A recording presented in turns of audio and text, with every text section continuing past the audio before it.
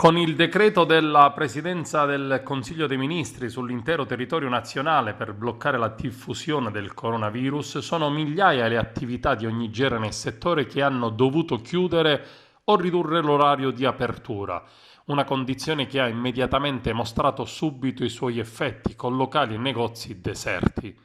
La domanda dei commercianti è sempre la stessa: se non guadagno come posso pagare le tasse, i fornitori e tutte le altre spese?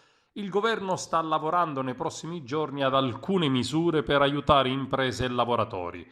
Per porre un freno all'emergenza economica a causa della emergenza sanitaria, il governo sta pensando infatti a tre diversi provvedimenti. L'obiettivo è quello di sospendere i mutui, fidi, il pagamento dei contributi e delle tasse e istituire la cassa integrazione anche per le aziende con pochi dipendenti. Inoltre, per le famiglie con figli che si trovano in difficoltà a causa della chiusura delle scuole verranno istituiti dei voucher babysitter. Gli interventi già previsti interesseranno famiglie e imprese. Si attende subito una moratoria di 18 mesi sulle rate dei mutui sulla prima casa per le famiglie colpite dagli effetti economici del coronavirus.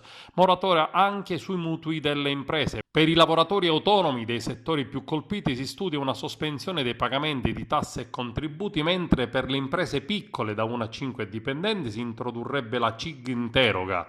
Per le aziende da 5 a 15 dipendenti si farebbe invece ricorso al fondo di integrazione salariale. Si lavora all'introduzione dunque del bonus Tata da 600 euro per la cura dei bambini rimasti a casa per la chiusura delle scuole o in alternativa il congedo parentale straordinario per i genitori lavoratori. In quest'ultimo caso l'indennità potrebbe essere pari ad almeno il 30% della retribuzione o legata al reddito.